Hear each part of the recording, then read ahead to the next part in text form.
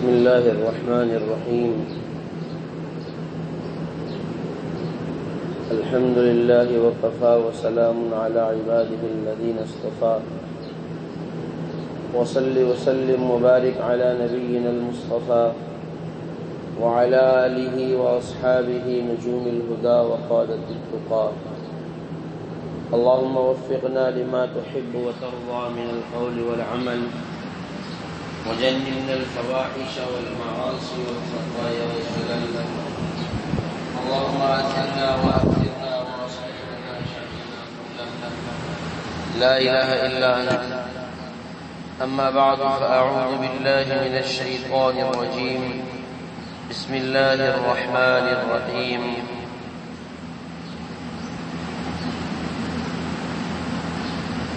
الذين يستحبون الحياة الدنيا على الآخرة ويصدون عن سبيل الله ويبغونها عوجا أولئك في ضلال بعيد. صدق الله العظيم. میرے محترم بھائیوں، بزرگوں اور عزیز دوستوں، اللہ تبارک و تعالی نے انسان کو ایسا پیدا فرمایا ہے کہ یہ پیدائش میں بھی اور موت میں بھی اللہ کے حکم کا محتاج ہے. کچھ چیزیں تو اللہ نے انسان کو اختیار میں رکھی ہے. مثلا آپ کو اختیار ہے، آپ چاہے تو کھیتی کرو، آپ چاہے مزدوری کرو، آپ چاہے دکان چلاؤ،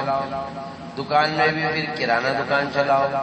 میڈیکل کی دکان چلاؤ، کپڑے کی دکان چلاؤ، چائے کی دکان چلاؤ،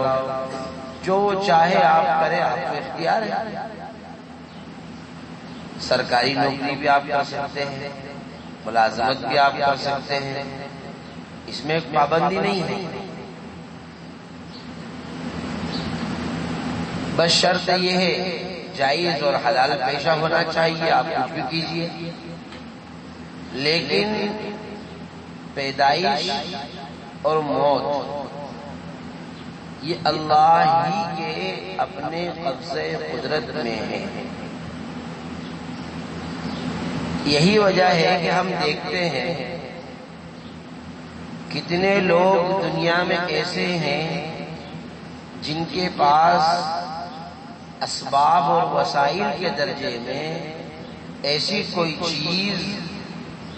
نہیں ہے جس کو وہ حاصل نہیں کر سکتے، بلکہ ہر چیز کو وہ پیسوں سے خرید سکتے ہیں. اس کے باوجود بھی دنیا میں بغیر اولاد کے گھوم رہے ہیں، ان کی اولاد ہی نہیں ہے. سارے ہتھ کنڈے بھی اپنا لیے، یہاں تک کہ بعض لوگ تو ایسے بھی ہوتے ہیں کہ آج کل دنیا میں جو طریقے چل رہے ہیں وہ طریقے اپنا لیے تو بھی اولاد سے محروم ہیں. کیوں؟ اس لیے کہ قرآن کریم میں اللہ رب الجلال نے ارشاد فرمایا یَهَبُ لِمَن یَشَاءُ إِنَاثًا وَیَهَبُ لِمَن یَشَاءُ الذُّکُورَ. اللہ جس کو چاہتا ہے لڑکے دیتا ہے، جس کو چاہتا ہے لڑکیاں دیتا ہے، یا پھر او یزوجہم ذکرانا و اناثا، جس کو چاہتا ہے لڑکے اور لڑکیاں دونوں دیتا ہے. وَيَجْعَلُ مَن يَشَاءُ عَقِيمًا، اور جس کو چاہتا ہے کچھ بھی نہیں دیتا ہے، بانجھ ہی رکھتا ہے. یہ سب دنیا میں ہو رہا ہے. اِنَّهُ عَلِيمٌ قَدِيرٌ، وہی جانتا ہے کہ دینا ہے یا نہیں دینا ہے، اور دینا ہے تو کتنے دینا ہے. کل شیء عنده بمقدار، ہر چیز اس کے پاس ایک اندازے سے طے ہے. بعض لوگ ایسے ہوتے ہیں بظاہر دکھنے میں ایسا لگتا ہے غریب آدمی ہے، مزدور آدمی ہے، کمزور آدمی ہے، 5 بچے ان کے گھر میں، 7 بچے ان کے گھر میں، اور 7 بچوں کی پرورش کر رہا ہے، خود دال کھا رہا ہے، ان کو بھی دال کھلا رہا ہے اور وہ شوق سے کھا رہا ہے۔ بعض ایسے ہوتے ہیں 50 بائی 50 کا بہترین شاندار بنگلہ بنا ہوا ہے، سب کچھ ہے، لیکن میاں بیوی کے علاوہ گھر میں کوئی نہیں ہے، اولاد ہی نہیں ہے۔ عجیب نظام ہے اللہ تبارک و تعالیٰ کا، اور اس میں کسی کو کوئی دخل اندازی کر ہی نہیں سکتا ہے، نہ کوئی اسٹرائک کر سکتا ہے، نہ کوئی احتجاج کر سکتا ہے، نہ کوئی مظاہرہ کر سکتا ہے، نہ کوئی دھرنا پردرشن کر سکتا ہے، نہیں کر۔ آج تک دیکھا آپ نے کبھی کہ جن کی اولادیں نہیں ہیں انہوں نے اللہ کے خلاف اسٹرائک کر کے دھرنے پر بیٹھ گئے کہ نہیں، جب تک کہ ہماری یہاں اولاد کی خوشخبری نہیں آئے گی یہاں سے اٹھیں گے ہی نہیں؟ وہ جانتے ہیں، سارے لوگ جانتے ہیں، سب جانتے ہیں۔ تو انسان دنیا میں آنے میں بھی اللہ ہی کا محتاج ہے، اور دنیا سے جانے میں بھی اللہ کا محتاج ہے۔ بعض لوگ ایسے ہوتے ہیں کہ سب کچھ کر کے بھی اپنے متعلقین کو، اپنے رشتہ داروں کو نہیں بچا سکتے۔ کوئی بیٹا اگر یہ چاہے کہ میں مر جاؤں اور میری والد میری جگہ 10 سال اور زندہ رہے، ڈاکٹروں سے یہ کہے کہ ڈاکٹر صاحب ایسا کوئی سافٹ ویئر آپ کے پاس ہو کہ میری زندگی کے گن میرے والد کی زندگی میں ٹرانسفر کر دیجئے، اور میری زندگی کے چلنے کی میری جو سانسیں ہیں وہ سانسیں بلوٹوتھ کے ذریعے سے، شیئر ہیٹ کے ذریعے سے، ایکسٹینڈر کے ذریعے سے، یا اور کسی اور چیز کے ذریعے سے آپ وہاں ٹرانسفر کر دیجئے، ایسا کچھ حل نکالیے۔ کوئی نکال سکتا ہے؟ آج تک ایسا ہوا؟ کیوں؟ اس لیے کہ اللہ تبارک و تعالی ہی کے علم میں ہے کہ کس کو کتنے سال زندہ رہنا ہے۔ بعض لوگ ایسے ہوتے ہیں، ہم دیکھتے ہیں ہٹے کٹے کندرو سب کچھ ہے، لیکن رات میں سوئے تھے، سوئے کے سوئے رہ گئے۔ کس چیز نے ان کو مارا؟ بعض بیمار ہوتے ہیں، لوگوں کو ایسا لگتا ہے کہ بس اب کبھی بھی یہ دنیا سے رخصت ہو سکتے ہیں، لیکن وہ اسی بیماری کے حال میں سالوں سال گزار دیتے ہیں، کیونکہ کسی کو نہیں پتا ہے۔ اس لیے کہ یہ بات وما تدری نفس ان اللہ عنده علم الساعة وينزل الغيث ويعلم ما في الارحام وما تدری نفس ماذا تكسب غدا وما تدری نفس بأي ارض تموت۔ کوئی نہیں جانتا ہے کہ وہ کہاں پیدا ہوگا اور کہاں جا کر مرے گا، کوئی نہیں جانتا۔ ان اللہ علیم خبیر، اللہ ہی جاننے والا اور ہر ایک نفس کی، ہر ایک مخلوق کی وہ خبر رکھنے والا ہے کہ کون کتنے سال زندہ رہے گا اور کون کتنے سال کے بعد مرے گا۔ ہاں اتنی بات ضرور ہے کہ جو دنیا میں آیا ہے اس نے جانا ضرور ہے، اتنی بات سب جانتے ہیں۔ کوئی بچپن میں مر جاتا ہے، کوئی عین جوانی کے حال میں مرتا ہے، کوئی اپنی اولادیں دیکھ کر مرتا ہے، کوئی اپنے پوتوں کو دیکھ کر مرتا ہے، کوئی اولاد بھی دیکھتا ہے، پوتے بھی دیکھتا ہے، نواسے بھی دیکھتا ہے، پر پوتی بھی دیکھتا ہے، پر نواسے بھی دیکھتا ہے۔ یہ اللہ تبارک و تعالیٰ کا ایک نظام ہے، لیکن بہترین انسان وہ ہے جب وہ دنیا سے جائے تو اس حال میں جائے کہ اللہ تبارک و تعالیٰ اس کے دل میں ہو، جناب نبی کریم صلی اللہ علیہ وسلم کی محبت اس کے دل میں ہو، وہ اس بات کا اقرار کر رہا ہو کہ میں اس گواہی دیتا ہوں اللہ کے سوا کوئی معبود نہیں ہے، اور محمد صلی اللہ علیہ وسلم اللہ کے آخری پیغمبر اور اللہ کے رسول ہے۔ ایمان کی چنگاری کے ساتھ جو شخص اس دنیا سے رخصت ہوا، اس آدمی کے لیے سب سے بڑی کامیابی یہ ہے کہ وہ مومن ہو کر مرا، سب سے بڑی کامیابی۔ اس لیے کہ قرآن کریم میں اللہ تبارک و تعالیٰ نے ارشاد فرمایا کہ ہم نے قرآن کو اس لیے نازل کیا، کتاب انزلناہ الیک، اے محمد صلی اللہ علیہ وسلم، ہم نے آپ پر یہ قرآن نازل کیا، کیوں؟ لتخرج الناس من الظلمات الی النور، آپ لوگوں کو کفر کی اندھیریوں سے، شرک کی تاریکیوں سے، ضلالت اور گمراہیوں کے گڑھوں سے نکال کر ایمان کی روشنی، توحید کی روشنی، عمل صالح کی روشنی، اللہ کے ذکر کی روشنی، اللہ کی یاد کی روشنی کی طرف ان کو نکال کر لاؤ، اور اس کا حکم اللہ نے آپ کو دیا ہے، بِإِذْنِ رَبِّهِمْ، یہ کام اللہ کے حکم سے آپ کو کرنا ہے، اور یہ کام جب اللہ کے حکم سے ہے تو اللہ جس کو چاہے گا آپ اسی پر یہ کام آزما سکتے ہیں، ہر کسی کو نہیں، کیونکہ قرآن نے یہ بھی فرمایا اِنَّكَ لَا تَهْدِي مَنْ أَحْبَبْتَ وَلَكِنَّ اللَّهَ يَهْدِي مَن يَشَاءُ، آپ جس کو ہدایت دینا چاہے نہیں دے سکتے ہیں، ہدایت کا ملنا، ایمان کی روشنی کا ملنا، ایمان کے نور کا ملنا، یہ اس کا انتخاب رب ذوالجلال کی طرف سے ہوتا ہے کہ کس کو ملنا ہے اور کس کو نہیں ملنا ہے۔ اس لیے کہ تاریخ، قرآن، حدیث اس بات پر شاہد اور گواہ ہے کہ دنیا انسانی کی تاریخ میں ایسے لوگ بھی گزرے ہیں، کوئی نبی کا باپ ہے جس کا قرآن نے تذکرہ کیا، کوئی نبی کا بیٹا ہے جس کا قرآن نے تذکرہ کیا، کوئی نبی کی بیوی ہے جس کا قرآن نے تذکرہ کیا، کوئی نبی کے چچا ہے جس کا حدیث میں تذکرہ کیا گیا۔ اتنی قریبی رشتہ داری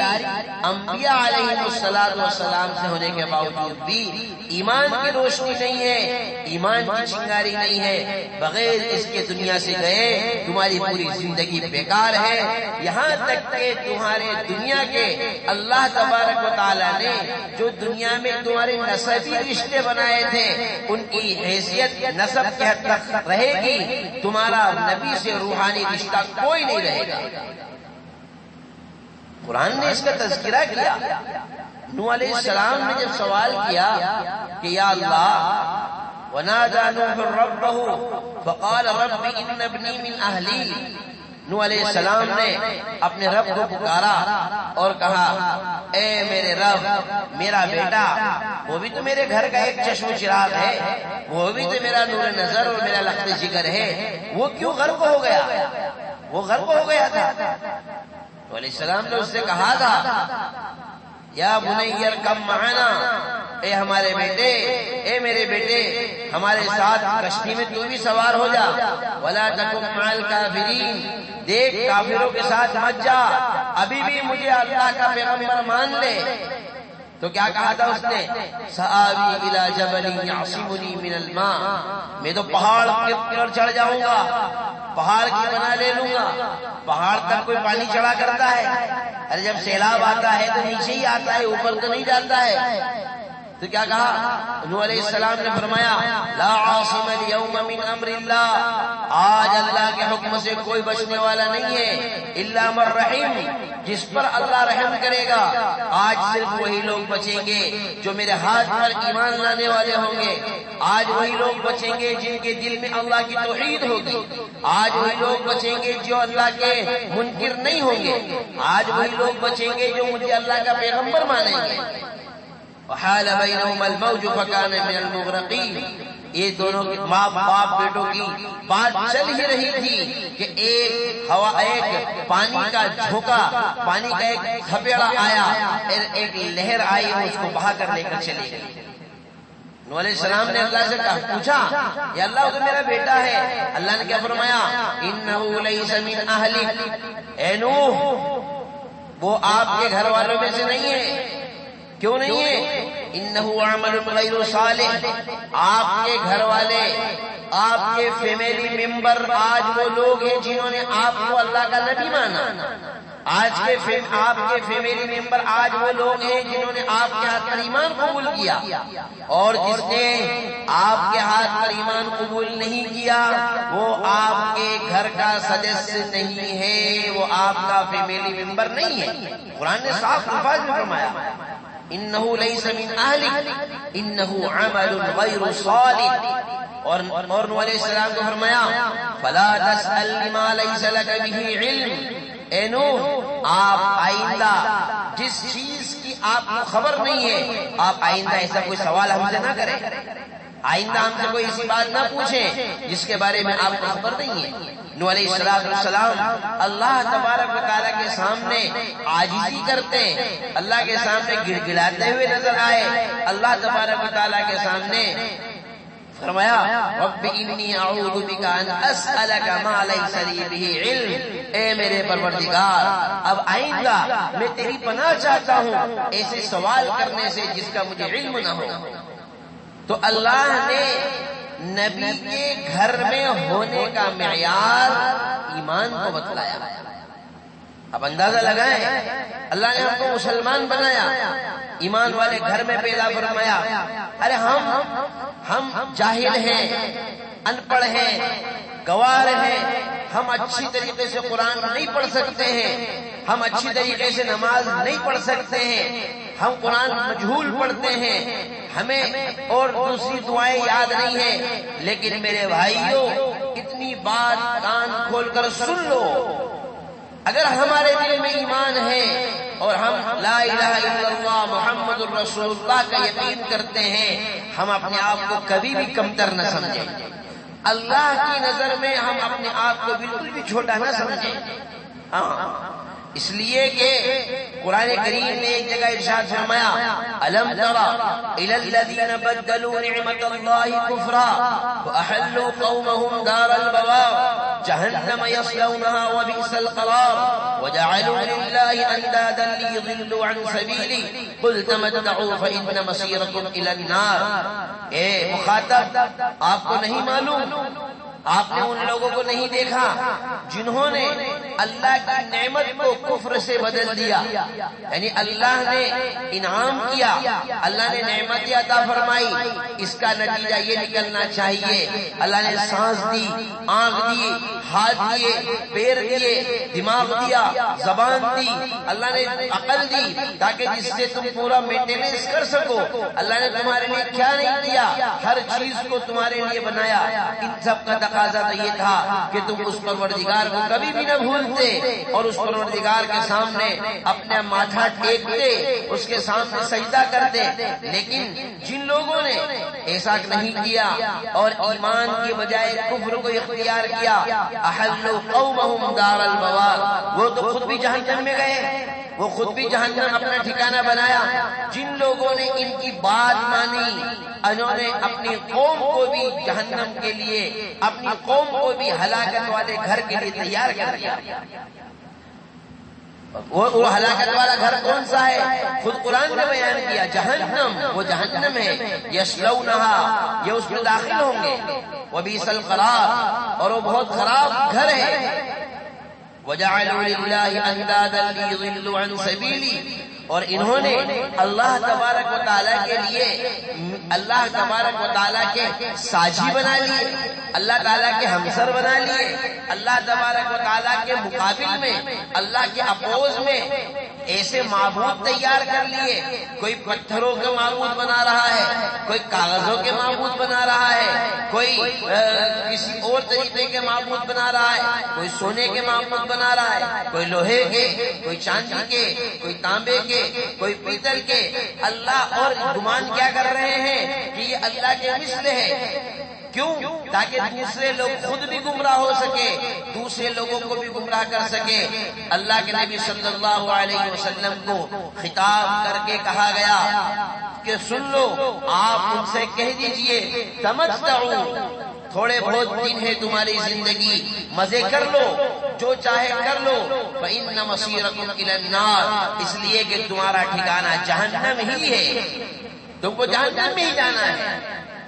یہ آیت ایمان والوں کو تسلی دیتی ہے، ایمان والوں کو بڑا دلاسا دیتی ہے۔ جب ایک بندے مومن کے دل میں یہ خیال آتا ہے کہ ہم اللہ کے ماننے والے ہیں اور اس کے باوجود بھی اتنی قسم پرسی کے حال میں زندگی گزار رہے ہیں، اتنی پریشانی کے حال میں زندگی گزار رہے ہیں، اتنے مظلومیت کی زندگی گزار رہے ہیں اور اتنے ٹارچر ہو کر زندگی گزار رہے ہیں، چاروں طرف سے ہم نشانہ بنے ہوئے ہیں، دوسری طرف کفر ہے جو سارا کے سارا ایک جٹ ہو کر کام کر رہا ہے، دوسری طرف شرک اور بت پرستی ہے جو آئے دن نئے معبود تیار کر کے، آئے دن نئے فتنے تیار کر کے، نئے ڈھونگ کر کے وہ دنیا کے سامنے ناچ گانے کر کے اپنی زندگی گزار رہا ہے۔ ان کو کوئی بولنے والا نہیں، سارے اسباب ان کے مطابق ہیں، سارے وسائل ان کے مطابق ہیں۔ تو ایک بندہ مومن یہ سوچتا ہے کہ آخر وجہ کیا ہے؟ قرآن کریم اس کا جواب دیتا ہے کہ نبی آپ لوگوں کے سامنے یہ اعلان کرو، ان کو کہہ دیں تمتعوا، یہ بہت تھوڑے دن کی زندگی ہے، جب تک دنیا میں ہے جب تک کر لیں گے، اس کے بعد میں جب مر جائیں گے فإن مصيركم إلى النار، تمہارا ٹھکانہ جہنم ہی ہے۔ یہ ان کو کہو۔ اور یہ ایمان والے بندے جو پریشان گھوم رہے ہیں، یہ ایمان والے بندے جو مائنڈ میں ڈسٹرب ہو رہے ہیں، یہ ایمان والے بندے جن کے ذہن و دماغ میں شکوک و شبہات پیدا ہو رہے ہیں، فرمایا ان سے کہو کہ گھبرائے نہیں۔ قل لعبادی الذین آمنوا، اے نبی آپ میرے ایمان والے بندوں سے کہہ دیجئے۔ کیا زبردست بات اللہ نے فرمائی! کیا جو لوگ ایمان نہیں لاتے ہیں وہ اللہ کے بندے نہیں ہیں؟ وہ بھی تو اللہ کے بندے ہیں، ان کو بھی تو اللہ ہی نے پیدا کیا ہے۔ جو لوگ اللہ پر ایمان نہیں رکھتے ہیں ان کو بھی پیدا اللہ ہی نے کیا ہے، ان کی ساری ضروریات بھی اللہ ہی پورا کر رہا ہے، ان کے سارے مسائل بھی اللہ ہی حل کر رہا ہے۔ لیکن اللہ نے وہ یہ نہیں کہا کہ آپ میرے ان بندوں کو کہیے، بلکہ کہا کہ میرے ایمان والے بندوں سے کہہ دیجئے۔ بڑی شفقت اور بڑی محبت بھرا خطاب ہے ایمان والوں کے لیے۔ یہ میں آپ کو ایمان کی عظمت بتا رہا ہوں کہ آج اس گئے گزرے دور میں اور اس 15ویں صدی کے دور میں، فتنوں کے دور میں اور چاروں طرف اس ماحول میں، جبکہ یہودیت، نصرانیت، عیسائیت اور کفر، مجوسیت سارے کے سارے ایک جٹ ہو کر اسلام کے ماننے والے اسلامی نظام، اسلامی قانون کے خلاف آواز اٹھا کر اس نظام کو دبانے کی کوشش کر رہے ہیں۔ اس صورتحال میں بھی ان چھوٹے چھوٹے گاؤں میں اللہ کا نام لینے والوں کا پیدا ہونا اور اللہ کے نام کی خاطر، اللہ کی عبادت کی خاطر اللہ کے گھر میں جمع ہونا، میں آپ کو صرف اس چیز کی عظمت بتانا چاہتا ہوں کہ اللہ نے ہم پر کتنا بڑا احسان کیا۔ فرمایا کہ میرے ایمان والے بندوں سے کہہ دیجئے کہ تم گھبراؤ مت، تمہارا کام کیا ہے؟ قل لعبادی الذین آمنوا یقیموا الصلاۃ، کہ لوگوں ایک تو مسجدوں کو زندہ رکھو۔ اللہ کے نبی صلی اللہ علیہ وسلم کو خطاب کر کے کیا کہا گیا؟ میرے ایمان والے بندوں سے کہو کہ نماز کی پابندی کرو، یعنی مسجدوں کو آباد رکھو، اس لیے کہ جتنی مسجدیں آباد ہوگی اتنا اللہ کا نام لیا جائے گا، اور جتنا اللہ کا نام لیا جائے گا اللہ کے نام کے جلال کا رعب، اللہ کے نام کے جلال کی طاقت وہ ایک ایسی طاقت ہے کہ جب بندہ مومن کے دل سے لفظ اللہ نکلتا ہے تو اس لفظ اللہ کے جلال کا یہ اثر ہوتا ہے کہ پورا کفر متزلزل ہو جاتا ہے، وہ دہل جاتا ہے۔ اس لیے کہ کفر کو اتنے بڑھاوا دینے میں اور اس کو اس مقام تک پہنچنے میں جہاں اور بہت ساری چیزوں کا دخل ہے، اس میں ایک سب سے بڑا دخل یہ ہے کہ امت مسلمہ جو اپنے آپ کو مسلمان کہتی ہے اس نے اپنی مسجدوں کو آباد کرنا چھوڑ دیا، مسجدوں کو زندہ رکھنا چھوڑ دیا۔ اللہ کے نبی صلی اللہ علیہ وسلم سے فرمایا گیا کہ میرے ایمان والے بندوں کو کہہ دو اگر تم اپنے ایمان میں مضبوطی چاہتے ہو، اگر تم کفر و شرک کے دل میں تمہارا رعب بھرنا چاہتے ہو تو اللہ کے گھروں کو آباد رکھو، نمازوں کی پابندی کرو، 5 مرتبہ تمہارے کانوں میں حی علی الصلاۃ اور حی علی الفلاح کی آواز گونجتی ہے، تو وہ آواز تمہیں خالی جمعے کے دن کیوں سنائی دیتی ہے؟ پورے 7 دنوں میں تمہیں کیوں نہیں سنائی دیتی؟ جمعے کے دن فجر میں تمہارے کان میں وہ آواز کیوں نہیں پڑتی؟ جمعے کے دن عصر میں تمہارے کان میں وہ آواز کیوں نہیں پڑتی؟ خالی جمعے کے دن جمعے کی نماز ہی میں تمہارے کان میں وہ آواز پڑتی ہے۔ تم ایک ہفتے میں 2 رکعت نماز پڑھ کے یہ سمجھنا چاہتے ہو کہ ہم ہفتے بھر کی 2 رکعت نماز پڑھ لیں گے اللہ تبارک و تعالیٰ کی مدد اتر جائے گی۔ یہ تمہارا خام خیالی اور تمہارا محض خواب ہے، اس چیز کا حقیقت سے کوئی لینا دینا نہیں ہے۔ اس لیے فرمایا کہ میرے بندوں سے، ایمان والوں سے کہو کہ اگر تم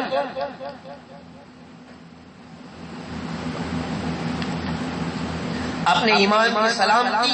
اپنے ایمان کا بقا، اپنے ایمان کی مضبوطی چاہتے ہو تو مسجدوں کو زندہ کرو۔ اور کیا فرمایا؟ وَيُنْفِقُوا مِمَّا رَزَقْنَاهُمْ سِرًّا وَعَلَانِيَةً من قبل ان یأتی یوم لا بیع فیہ ولا خلال۔ اور ایمان والے بندوں سے کہہ دو اپنے مال کو اچھائی کے کاموں میں خرچ کرو، اپنے مال کو خیر کے کاموں میں خرچ کرو۔ جو المال اللہ نے تم کو دیا ہے اس مال کو جہاں کھلم کھلا خرچ کرنے کی جگہ ہو وہاں کھلم کھلا خرچ کرو، جہاں چٹکے سے دینے کی جگہ ہو وہاں چٹکے سے خرچ کرو۔ دونوں جگہ قرآن نے بیان فرمایا۔ کھلم کھلا مثال کے طور پر مسجد کا چندہ ہو رہا ہے،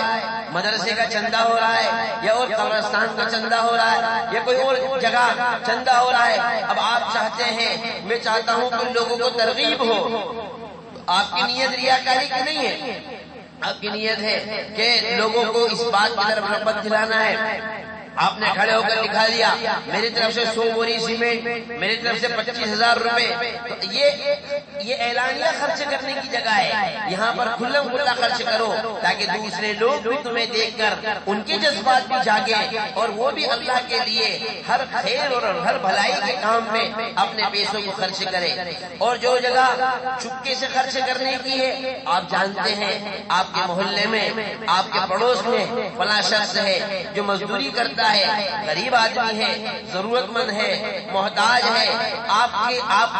کو اللہ نے حیثیت، وسعت اور گنجائش دی ہے، تو چپکے سے آپ کچھ رقم اس کے جیب میں ڈال دو، یا چپ چاپ کچھ کرانہ لے کر، کچھ سامان لے کر بازار سے جا کر کچھ سامان کا ایک تھیلا بنا کر آپ اس کے گھر تک پہنچا دو، اور کانوں کان اس کو کسی کی خبر نہ کرو۔ یہ چپکے سے خرچ کرنے کی جگہ ہے، کیونکہ اگر آپ 10 لوگوں کے سامنے اس کو دو گے تو اس کو شرم محسوس ہوگی، 10 لوگوں کے سامنے پھر وہ آپ کے احسان کا غلام ہو جائے گا، پھر وہ آپ کی غلطی پر آپ کو ٹوک بھی نہیں پائے گا۔ ایسی جگہوں پر آپ قرآن نے فرمایا کہ جہاں پر کھلم کھلا خرچ کرنے کی جگہ ہے اچھائی کے کاموں میں۔ اور میں آپ کو ایک چیز اور بتا دوں، اچھائی کے کاموں کا مطلب یہ ہے کہ آدمی اپنا روپیہ، اپنا پیسہ ناجائز جگہ پر خرچ نہ کرے تو وہ خود بخود اچھائی کی جگہ پر خرچ ہوگا۔ اپنے پیسے کو ناجائز جگہ نہ لگائے۔ اچھائی کے کاموں میں اپنی بیوی بچوں پر خرچ کرنا بھی اچھائی کے کاموں میں آتا ہے، اپنے گھر والوں پر خرچ کرنا بھی اچھائی کے کاموں میں آتا ہے، اپنے گھر والوں کی ضروریات کو پورا کرنا بھی اچھائی کے کاموں میں آتا ہے۔ تو قرآن کریم نے یہ بات ارشاد فرمائی، اور وَيُنْفِقُوا مِمَّا رَزَقْنَاهُمْ سِرًّا وَعَلَانِيَةً مِنْ قَبْلِ أَنْ يَأْتِيَ يَوْمٌ لَا بَيْعٌ فِيهِ وَلَا خِلَالٌ۔ یہ کب تک خرچ کرنا ہے؟ ایک دن آنے والا ہے، سب کو دنیا سے جانا ہے، قیامت بھی قائم ہونا ہے۔ جب انسان دنیا سے رخصت ہو جائے گا، جب اس کی آخری سانس ہوگی، اب اس کے بعد میں اس کا 1 روپیہ خرچ کرنے کا دل چاہے گا، وہ چاہے گا کہ اب میں کروڑوں روپیہ خرچ کروں، تو کروڑوں خرچ کرنے کی نیت کرتا ہے، لیکن 1 روپیے کی اس کے اندر طاقت نہیں ہے۔ اب وہ چاہتا ہے کہ میں دو نہیں، میں اب 1 کروڑ رکعت نماز پڑھوں گا، ساری جتنی بھی میری زندگی کی نمازیں چھوٹی ہیں ساری کی ساری نمازیں قضا کر لوں گا۔ لیکن اب تو آپ کا میٹر بند ہو چکا ہے۔ موت واقع ہونے کے بعد جب آپ کو عمل کرنے کا جتنے بھی طریقہ تھا، عمل کرنے کے جتنے بھی راستے تھے، اب آپ خود سے کچھ نہیں کر سکتے ہیں۔ اللہ تبارک و تعالی نے فرمایا اس دن کے آنے سے پہلے کہ جس دن نہ تو کوئی دوستی کام آئے گی، نہ کوئی خرید و فروخت کام آئے گی، نہ کوئی ساجھیداری کام آئے گی، اس دن کے آنے سے پہلے اپنے آپ کو جگا لو، اپنے آپ کو اللہ تبارک و تعالی کے حوالے کر لو، اس لیے کہ موت کا آنا سب کے لیے یقینی ہے، دنیا سے جانا سب کے لیے یقینی ہے۔ بہترین ہے وہ انسان جو دنیا سے اس حال میں جائے کہ ایمان اس کے دل میں ہو، جو دنیا سے اس حال میں جائے کہ عمل صالح اس کے نام اعمال میں ہو، وہ دنیا سے اس حال میں جائے کہ اس کے دفتر میں اچھائیاں ہوں۔ اگر اس نیت کے ساتھ اور اس عزم کے ساتھ اور اس استقلال کے ساتھ زندگی گزارنے کے طریقوں کو وہ اپنانے کی کوشش کرے گا، اللہ تبارک و تعالی ہر دور میں، وہ دور کتنا ہی گیا گزرا ہو، کتنے ہی فتنوں کا دور ہو، کتنے ہی فسادات کا دور ہو، کتنے ہی کفر اور شرک کے نئے نئے فتنوں کا دور ہو، اللہ تبارک و تعالی اپنے ایمان والے بندوں کی ایمان کی حفاظت کے اسباب مہیا فرمائے گا۔ لیکن اگر ہم نے ہی اپنے ایمان کی حفاظت نہیں ٹھانی اور ہم نے ہی اپنے بچوں کے لیے، خود اپنے لیے، اپنے بچوں کے لیے، اپنی بچیوں کے لیے، اپنے گھر والوں کے لیے ایسے راستے اختیار کر لیے جہاں پر ایمان کے لٹیرے ڈاکو بیٹھے ہوئے ہیں جو ہمارے بچوں کو کبھی بھی ارتداد کی راہ پر چلا سکتے ہیں، اگر ہم نہیں ایسے اسباب اور ایسے راستے اختیار کر لیے تو پھر ہم اپنے بچوں کے ایمان کی حفاظت نہیں کر سکتے ہیں۔ اس لیے میرے بھائیوں، اللہ نے زندگی دی ہے، اس کو غنیمت جانے اور اس رب ذوالجلال کا شکر ادا کریں کہ ایمان والے گھر میں ہمیں پیدا فرمایا، ایمان کی دولت سے ہمیں سرفراز فرمایا۔ اللہ ہمارے اس ایمان کو بقا نصیب فرمائے، اس ایمان کو دوام نصیب فرمائے، اس ایمان کو مضبوطی نصیب فرمائے، اور جو بات ہم کتابوں میں پڑھتے ہیں، بیانات میں سنتے ہیں کہ ہمارا مالک صرف اللہ ہی ہے، ہمارا کام بنانے والا صرف ہمارا اللہ ہی ہے، ہماری ہر مدد کو اور ہمارے ہر چیز کو سننے والا صرف ہمارا اللہ ہی ہے، یہ جو بات ہم زبانوں سے کہتے ہیں، کتابوں میں پڑھتے ہیں، بیانات میں سنتے ہیں، اس بات کو دل میں جگہ دینے کی ضرورت ہے۔ اس بات کو ہم اپنے دل میں جگہ دیں، ہم اپنے آپ کو کبھی بھی چھوٹا نہ سمجھیں، ہم ایمان والے ہیں، اللہ کی نظر میں ہمارا بہت بڑا مقام ہے۔ اسی لیے تو قرآن کریم نے ایک جگہ ارشاد فرمایا کہ یا ایھا الذین آمنوا اتقوا اللہ وکونوا مع الصادقین، اے ایمان والو اللہ سے ڈرو، سچے لوگوں کے ساتھ رہو۔ آگے فرمایا ما کان لأہل المدینہ ومن حولهم من الاعراب ان يتخلفوا عن رسول اللہ ولا يرغبوا بانفسهم عن نفسه، ایمان والوں کے لیے جو لوگ مدینہ میں رہتے ہیں، غزوہ تبوک کے موقع پر یہ آیت نازل ہوئی کہ مدینہ میں رہنے والے، مدینہ کے اطراف میں آس پاس میں رہنے والے سب کے میں سے کسی کے لیے گنجائش نہیں ہے کہ اللہ اور اس کے رسول کے فرمان آنے کے بعد اور اس کا حکم آ جانے کے بعد وہ اپنے آپ کو پیچھے کر لے، اپنے آپ کو اللہ کے راستے میں یعنی تبوک جانے سے، جہاد کے لیے جانے سے اپنے آپ کو روکے۔ کسی کے لیے اس بات کی گنجائش نہیں ہے۔ آگے اللہ نے ایمان والوں کا اللہ کی کیا مقام ہے وہ بیان فرمایا، ذالک بأنہم لا یصیبہم ظمأ ولا نصب ولا مخمصۃ فی سبیل اللہ، یہ بات اس وجہ سے ہے کہ ایمان والوں کو کوئی بھوک پہنچتی ہے، ان کو بھوک لگتی ہے، یا ان کو کوئی تھکان محسوس ہوتی ہے، یا ان کو کوئی پیاس لگتی ہے، یا اللہ کے راستے میں کوئی تکلیف ان کو محسوس ہوتی ہے، ولا یطؤون موطئا یغیظ الکفار، یا پھر وہ کوئی راستہ طے کرتے ہیں جو کفار اور مشرکین کے لیے غیظ و غضب کا سبب بنتا ہے، ولا ينالون من عدو نيلا، اور وہ اللہ کے کسی دشمن سے جب وہ ملتے ہیں اور ان کی نیت اللہ کے کلمے کو بلند کرنا ہوتی ہے، یعنی ان کا ہر قدم ان سب کے نتیجے میں اللہ نے فرمایا الا كتب لهم به عمل صالح، ان کے ہر قدم پر اللہ تبارک و تعالی ایک نیک عمل ان کے نام اعمال میں لکھتا ہے۔ تو بندے مومن تو جو بھی کام کرتا ہے اللہ اس کے لیے نیکی لکھتے ہیں، شرط یہ ہے کہ وہ عمل اس نیت کے ساتھ کریں کہ میں مومن ہوں، میرا ایمان اللہ تبارک و تعالیٰ کے اوپر ہے اور میرے ہر کام کو اور میری ہر ضرورت کو پوری کرنے والا اللہ تبارک و تعالیٰ ہی ہے، اور میں اللہ کے علاوہ کسی کو اپنا معبود نہیں مانتا ہوں، جب یہ بات دل کے اندر بیٹھ جائے گی ایمان پر چلنا آسان ہوگا، اور پھر کتنے ہی فتنے، کتنے ہی فساد اور کتنی ہوائیں چلتی رہے گی، کوئی طاقت ہمارے ایمان میں رہنا انداز نہیں ہو سکتی ہے، کوئی طاقت ہمارے ایمان کو متزلزل نہیں کر سکتی ہے۔ دعا فرمائے اللہ تبارک و تعالی ہم سب کے ایمان کی حفاظت فرمائے، ہمارے بچوں کی ایمان کی حفاظت فرمائے، اور اللہ تبارک و تعالی صحیح طور پر ایمان کو سمجھنے کی، اس پر چلنے کی، اس پر عمل کرنے کی ہم سب کو توفیق عطا فرمائے۔